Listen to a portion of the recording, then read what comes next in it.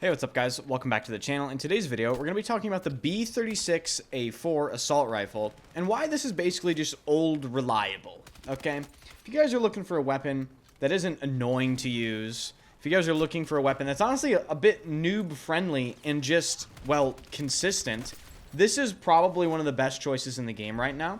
So we're going to be going over all the statistics and everything about it. If you enjoy these types of videos, hit the like button, hit the sub button, and of course, I'm playing in a $650,000 Red Second Gauntlet tournament in just a couple days. I'm going to be streaming the entire thing with exclusive Twitch drops. Follow the Twitch stream, first link in the description, and I'll be streaming on YouTube as well. So as I mentioned, the B36A4 is literally just old reliable. If we consult the holy graph, you can see that it is literally smack dab in the middle of the AR TTK over range chart.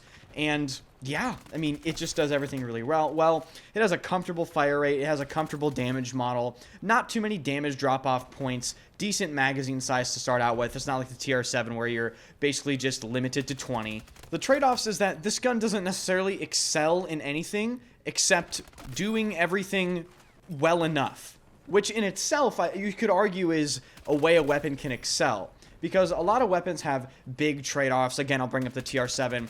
The TR7 is excellent at that close to medium range, but, I mean, good luck out-hitting somebody with, like, a KTS or a DMR or just a more accurate, easier-to-control assault rifle past, I'd say, 40 or 50 meters. The B36A4 does short range, medium range, and long range exceptionally well with really not much effort. So that being said, let's jump into the test range and I'll show you guys the builds that I made for this weapon. Alright, some basic information about the B36A4. It has a 4 bullet to kill range out to 20 meters. Past that, it dies down to a 5 bullet to kill, I think out to 70 meters, and then all the way at 80 meters, drops to a 6 bullet to kill. So it doesn't have a bunch of damage steps. You're going to retain really consistent BTK, or bullets to kill, out to really good distances. That's why this gun feels so good to use. It just feels, well, it's old reliable, guys. I mean, how many times do I have to say it? This is the first build. It's very, very stereotypical. I'm not going to waste too much time on it. Light suppressor for all those suppressor benefits. All the things that come with the suppressor, the added stealth with recoil control. The only downside is it costs 30 points, and basically it just reduces hipfire accuracy. Heavy extended barrel, absolutely best in the slot here for this build in particular. Almost 1,000 meters per second muzzle velocity, more accurate over extended periods of time when firing. It's just insane. Slim angled grip, 30 fast mag, green laser, sight of your choice. One thing to note about lasers, if you feel like people know where you are while you're aiming down sights and you're like, you know, how did that guy know where I am? They're looking at your laser, right? So if you don't want people to see your laser, don't use the green lasers, use the 5 milliwatt red laser. That's the only laser in the game that is invisible to enemies, which is very useful. Now, I was messing around with this, and this is a synthetic tip build. Optionally, you can switch to standard suppressor if you want some suppressor benefits, if you're more advanced at recoil control. But, you know, there's some options here. Anyway, this uses synthetic tip. What this does is it basically makes this a 3 headshot to kill out to, I think, 70 meters. Yes, and then at 80 meters, which is right here, it drops to a 4 headshot to kill. So it makes your headshot time to kill more consistent at range, while just maintaining the useful aspects of this weapon. Again, optionally, you can switch to standard suppressor here, but again, you're going to have to be a little more advanced with recoil control. So there you go. If you want your headshots to matter a little bit more, you can run synthetic tip. This is not a, it's not a terrible weapon to run synthetic tip on. It's just not ideal because obviously this weapon doesn't have a 3 bullet to kill range or anything like that. It's not the TR7. So optionally, compensated break or standard suppressor, heavy extended barrel, slim or full angled. Guys, I got to be honest with you. I think the descriptions in this game lie to you completely. I think the real deal is actually the bars on the side here. I think the bars are completely accurate. I actually do think they're doing what they say. I think the full angled is only slightly reduces recoil.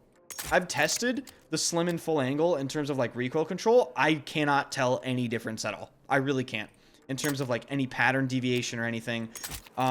So you can go with slim angled, you can go with full angled if you believe in the recoil control, or really if you just want these benefits you see in the bottom right here. You know, if you want that one extra precision, if you want that one extra control, if it does anything, that is available to you. And then, well, because you're running synthetic, you can only really fit, well, nothing else, unfortunately. Now, this is an interesting build. This is like a hybrid everything build. So, it takes this AR, and it just makes it good at pretty much everything. Like, hipfire is insane. Recoil's not that bad. You still retain a flash hider. You have the flashlight, which is annoying as shit. Or, if you don't care about the flashlight, you can just take that off and use standard suppressor. So, you have really, really good hipfire.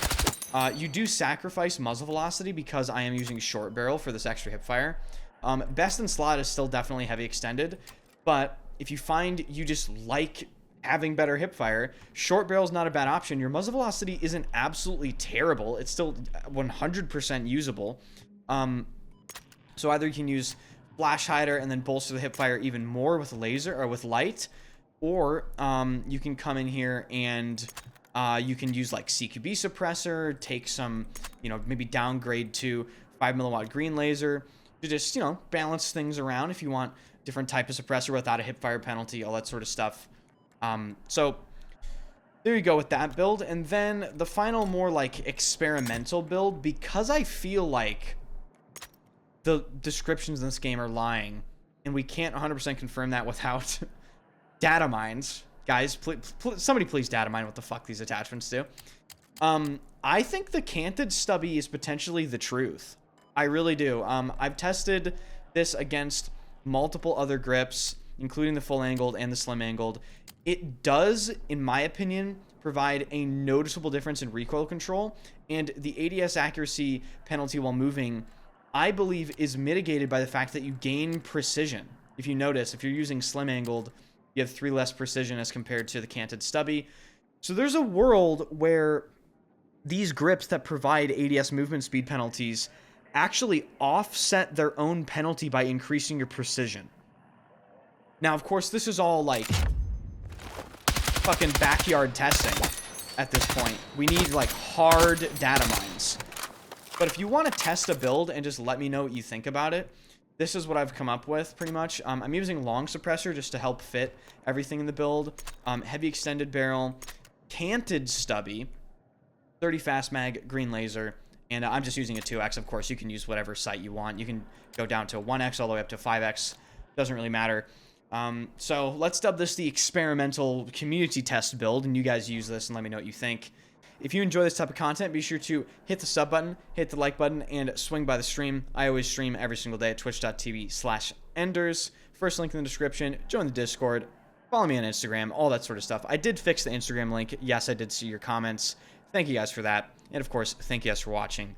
I'll see you guys in the next video.